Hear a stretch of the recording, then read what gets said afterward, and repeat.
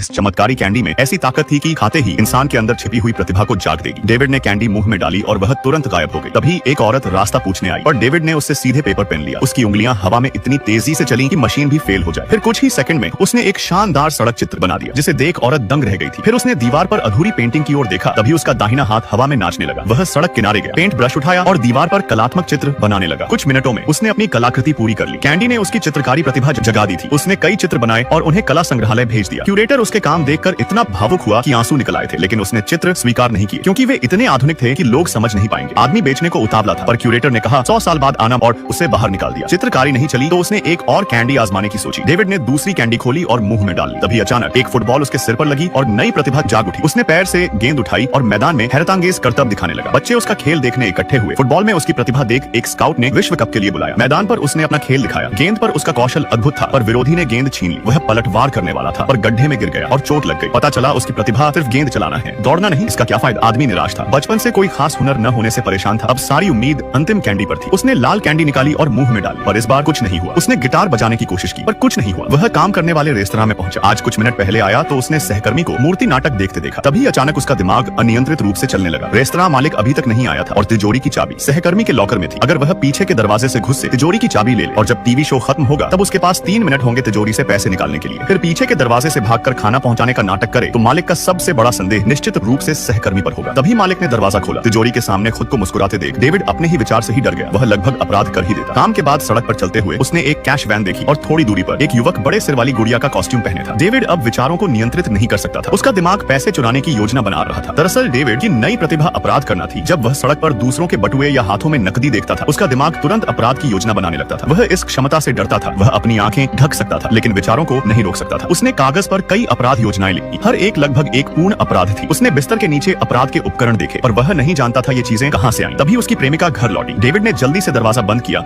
और जब प्रेमिका ने पूछा क्या हुआ है तो डेविड ने सीधे ब्रेकअप का प्रस्ताव रख दिया। उसने कहा उसके पास कोई प्रतिभा नहीं, वह उसे खुशी नहीं दे सकता। तभी प्रेमिका ने उसे फटकारा, कहा वह सिर्फ घर में छिपकर खुद पर तरस खाता है, एक कायर है। अचानक डेविड के मन में प्रेमिका को मारने के विचार आने लगे जिसमें वो अपराध करके भी खुद को निर्दोष साबित कर देगा। डेविड कमरे से बाहर निकला और अनजाने में हंसने लगा जिससे प्रेमिका डर गई थी और तभी एक शव जमीन पर पड़ा मिला। पुलिस ने घटनास्थल को घेर लिया और जल्द ही एक जासूस अंदर आया और ये जासूस और कोई नहीं डेविड था। दरअसल उसने अपनी प्रतिभा का सही इस्तेमाल पुलिस की मदद करने में लगाई। डेविड एक प्रसिद्ध जासूस था जिसने 3 साल में पुलिस जगत में नाम कमाया। अपराधी मनोविज्ञान को उससे बेहतर कोई नहीं समझ सकता था। वो अब अपनी प्रेमिका से शादी कर बड़े घर में रहता है। हकलाने के बावजूद वह गिटार बजाना पसंद करता है। पत्नी ने उसका गिटार लिया और उंगलियों के कुशल प्रयोग से वह कठिन धुन बजा सकती है। डेविड ने अचरज से पत्नी को देखा और जब आंखें उठाई तो पता चला कि पत्नी ने भी वही प्रतिभा जगाने वाली चमत्कारी कैंडी खाई।